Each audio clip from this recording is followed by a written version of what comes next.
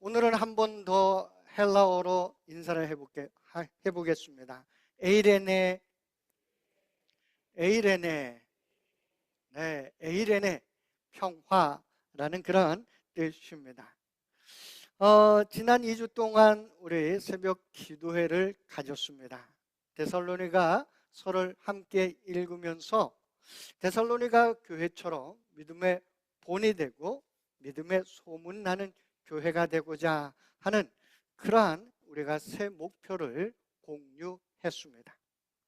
우리가 밴쿠버 사회에 믿음의 본이 되고 믿음의 소문이 나는 교회가 되기 위해서 우리는 데살로니가 교인들처럼 한 사람 한 사람이 주님을 본받는 자가 되어야 할 것입니다.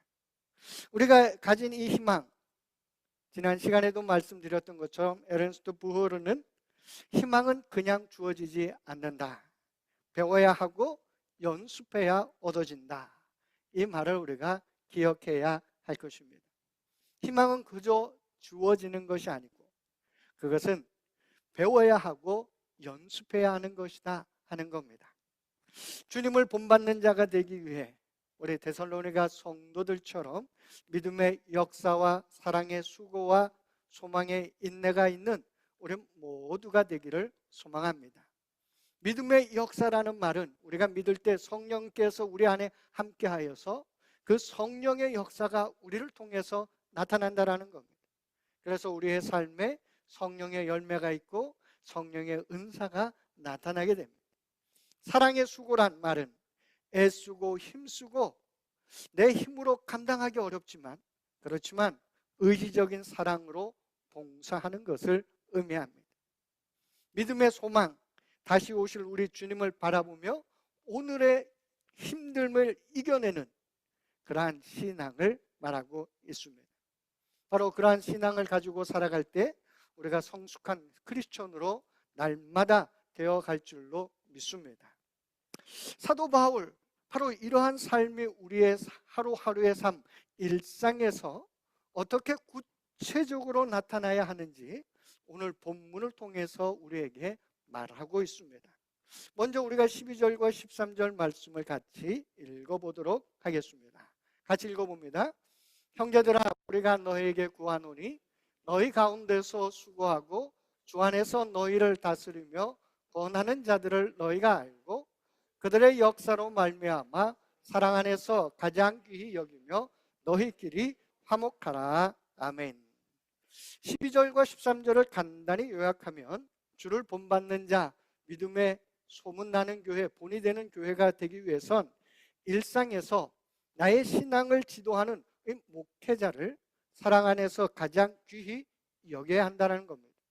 그리고 또 하나는 믿음의 식구들끼리 화목하게 지내야 한다, 이렇게 말씀하고 있습니다. 왜 목회자를 사랑 안에서 가장 귀히 여겨야 할까요?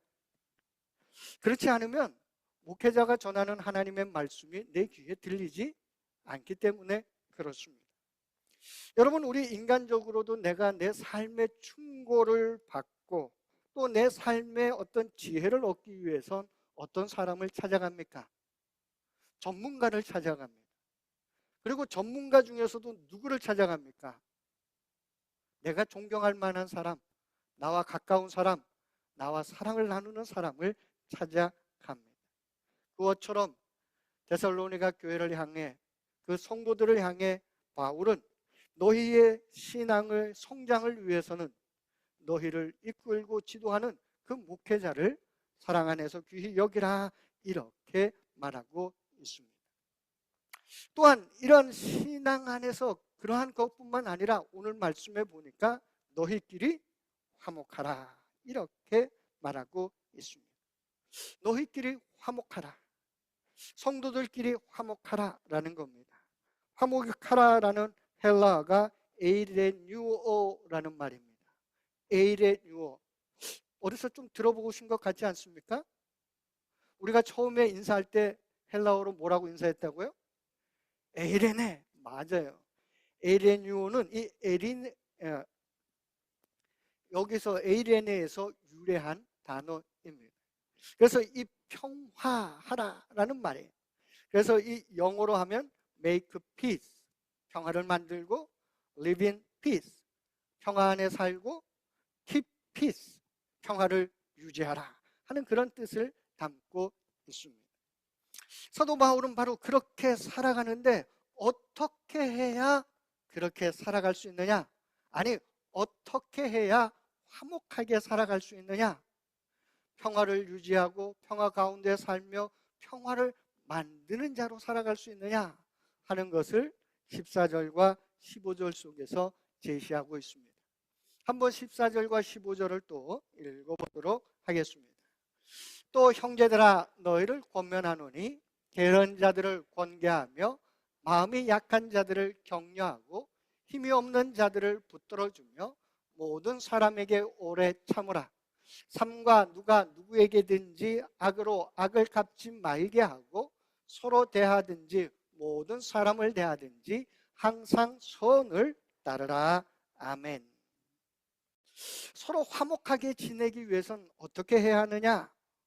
올바른 믿음 안에서 떠난 형제 자매가 있다면 그들에게 충고하라 라는 겁니다.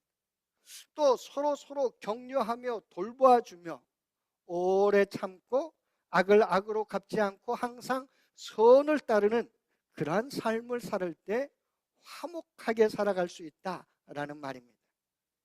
그런데 어쩌면 우리가 다른 사람에게요, 믿음의 충고를 하고 격려하고 그를 돌아보는 것, 돌봐주는 것,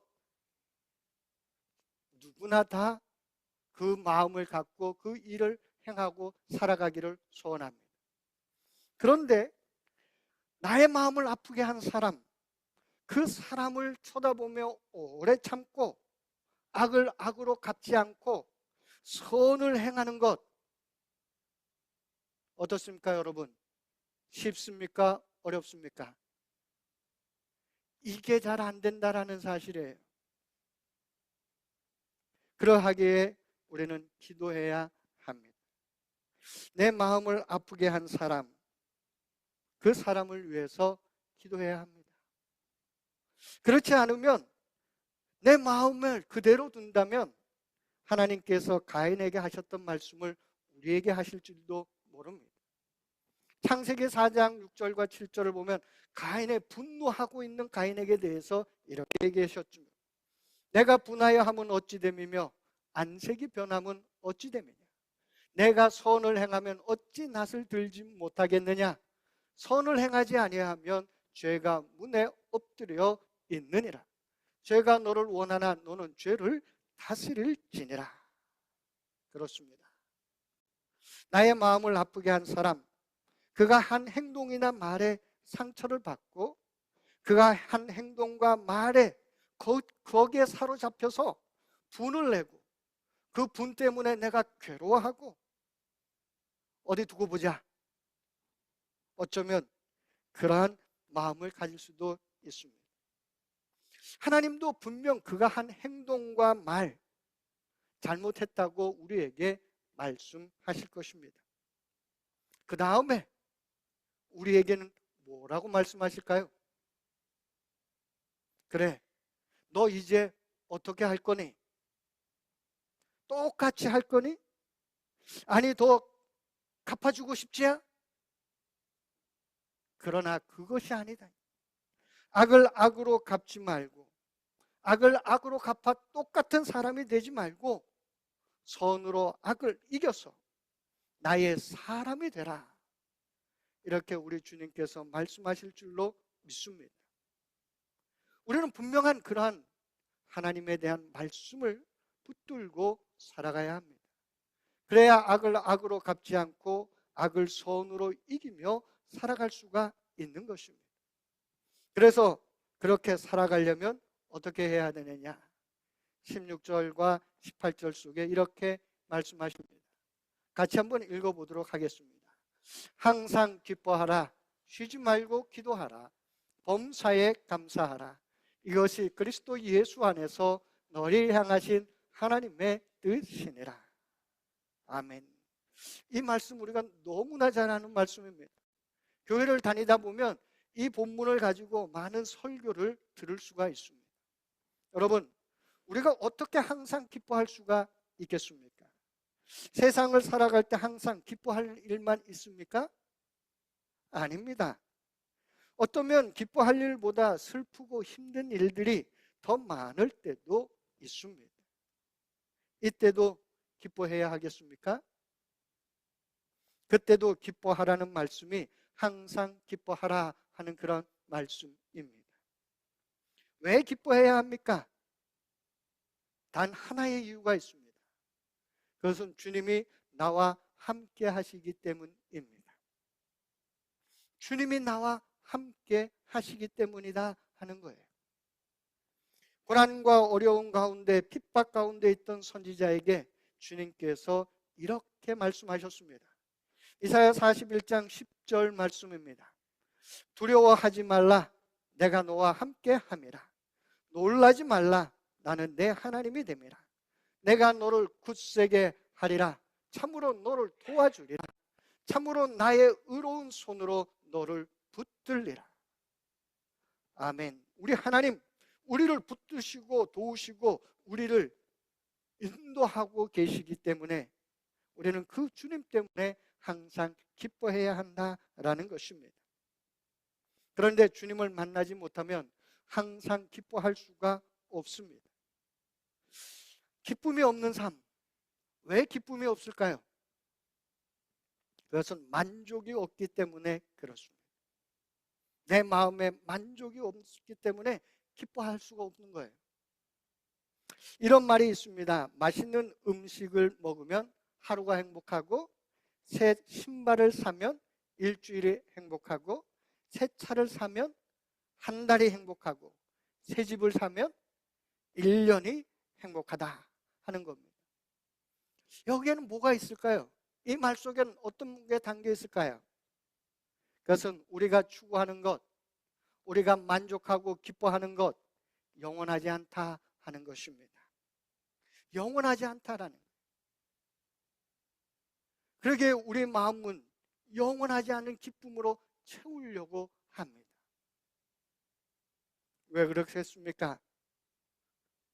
왜 우리는 그것으로 영원한 만족과 기쁨을 누리지 못할까요? 채워도 만족이 없고 영원한 기쁨이 없고 공허감이 들까요? 그것은 인간에게는 영혼을 사모하는 마음을 하나님께서 주셨기 때문입니다. 전도서 3장 11절의 말씀을 읽어보면 이런 말씀이 있습니다. 같이 한번 읽어보도록 하겠습니다. 하나님이 모든 것을 지으시되 때를 따라 아름답게 하셨고 또 사람에게는 영혼을 사모하는 마음을 주셨느니라. 그러나 하나님이 하시는 일의 시종을 사람으로 측량할 수 없게 하셨도다. 사람에게는 영혼을 사모하는 마음을 주셨다라는 겁니다. 그 마음, 그것이 채워지지 않으면 우리는 영원한 기쁨을 가질 수가 없고 영원한 만족을 누릴 수가 없습니다. 제가 어느 분께 이런 이야기를 들었습니다. 본인이 절에 몇 년을 다녔는데 늘 공허했다고 합니다. 본인이 앞에 서서 앞에 앉아 목탁을 두드릴 때 밑 뒤에 한 10명이 같이 앉아 있었다고 합니다. 그러면서 목탁을 두들기며 불경을 읽어도 공허했다는 겁니다. 그런데 예수님을 믿고 주님이 내 안에 찾아오시니까 그 공허함이 싹 사라졌다라는 것입니다. 그렇습니다. 주님이 내 안에 계실 때 그 공허함이 사라지는 줄로 믿습니다. 바라기는 우리 안에 우리 주님께서 내주하시기를 축원합니다. 주님이 내 안에, 내가 주 안에 우리가 항상 기뻐하며 살 수 있는 것, 그것은 주님이 내 안에 계실 때 그러하다라는 겁니다. 주님이 여러분 안에 항상 함께 하시기를 축원합니다. 우리 주님은 요한계시록 3장 20절에 이렇게 말씀하셨습니다. 볼지어다 내가 문 밖에 서서 두드리노니 누구든지 내 음성을 듣고 문을 열면 내가 그에게로 들어가 그와 더불어 먹고 그는 나와 더불어 먹으리라. 우리 주님은 문 밖에 서서 두드리고 계십니다. 내 마음의 문을 두드리고 계십니다. 그 주님을 내 마음속에, 내 삶 속에 모시는 우리 모두가 되기를 소망합니다.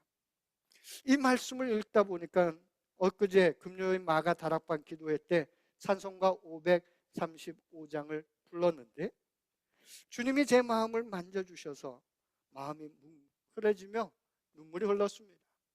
그 찬양 가사가 이런 거죠. 주 예수 대문 밖에 기다려 섰으나 단단히 잠가두니 못 들어오시네. 나 주를 믿노라고 그 이름 부르나 문 밖에 세워두니 참 나의 수치라.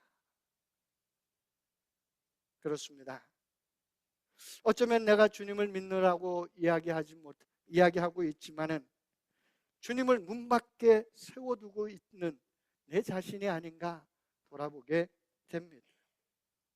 우리가 누릴 수 있는 참된 기쁨, 주 예수님이 내 안에 들어와 계실 때다라는 사실을 우리는 기억해야 합니다. 그럴 때 내가 참된 기쁨을 누리며 살아갈 수 있다라는 겁니다.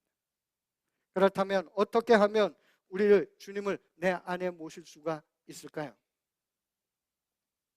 그것은 기도에 달려 있습니다. 항상 기뻐하라. 쉬지 말고 기도하라. 기도해야 합니다. 성령 우리 하나님이 내 안에 들어와 풍성히 거하시기를 간절히 기도해야 하는 것입니다. 우리의 삶 속엔 그 기도가 필요합니다. 내 바라는 것, 내가 소원하는 것을 주님 이루어 달라는 그 기도에 앞서 먼저 주님 내 안에 들어와 계시옵소서. 내 안에 들어와 풍성히 내가 주님과 함께 더불어 먹고 사는 삶을 살게 하여 주옵소서 하는 그 기도가 우리의 삶 속에 먼저 선행되어야 할 줄로 믿습니다. 그것이 우리에게 필요합니다. 그것이 없으면 기뻐하는 삶을 살아갈 수가 없는 것입니다. 그리고 매일 성경을 또한 읽어야 합니다. 주님을 만나기 위해서는 말씀이 육신이 되어 오신 우리 주님, 그 주님의 말씀을 읽고 또 읽고 또 읽고 읽어야 합니다. 그 말씀을 읽을 때 주께서 우리의 마음속에 함께 하시고 말씀으로 거하시고, 내가 어려운 일을 당할 때 그 말씀이 생각나게 하시고, 내가 기쁜 일을 당할 때 그 말씀이 내 안에 기쁨을 더하게 하시고, 그 말씀으로 인하여 내가 살아가는 힘을 얻는 그런 성도가 될 줄로 믿습니다. 그러기에 말씀을 읽어야 합니다. 그래야 우리 주님이 내 안에 자정하십니다. 주님을 내 안에 모시고 살아가는 삶, 그 삶이 항상 기뻐할 수 있는 삶입니다. 우리의 일상이 그런 일상이 되기를 축원합니다. 사도 바울은 주님을 본받는 자의 일상을, 그 일상을 살기 위해서 항상 기뻐하라, 쉬지 말고 기도하라, 범사에 감사하라, 이렇게 말씀하셨습니다. 우리가 그런 삶을, 그런 은혜를 누리기를 소망합니다. 오늘 말씀을 요약하려고 합니다. 우리의 일상이 주님을 본받아 하나님께 영광이 되는 우리 일상이 되기 위해서는 우리 주님을 우리의 삶에 모셔야 합니다. 주님을 내 안에 모실 때 그때 일어나는 일들은 내 신앙을 지도하는 우리 목회자와 사랑의 관계를 맺고 신앙생활을 할 수 있습니다. 그리고 또 성도들, 그들과 함께 화목할 수 있습니다. 더 나아가 그러한 삶을 살아감으로 인하여 항상 기뻐할 수가 있습니다. 바로 그러한 우리의 일상이 하나님께 영광이 될 줄로 믿습니다.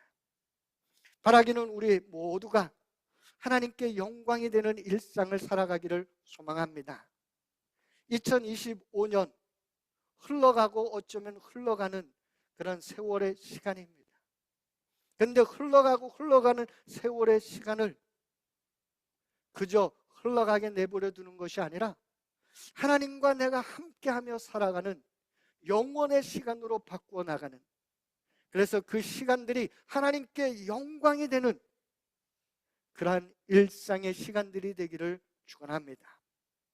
바로 2025년에 우리들의 삶, 그 삶으로 기뻐하며 즐거워하며 살아가는 우리 모두가 되기를 축원합니다. 이 시간 우리 함께 묵상하기 원합니다. 오늘 말씀 중에 내게 들려주신 말씀, 그 말씀을 함께 묵상하도록 하겠습니다.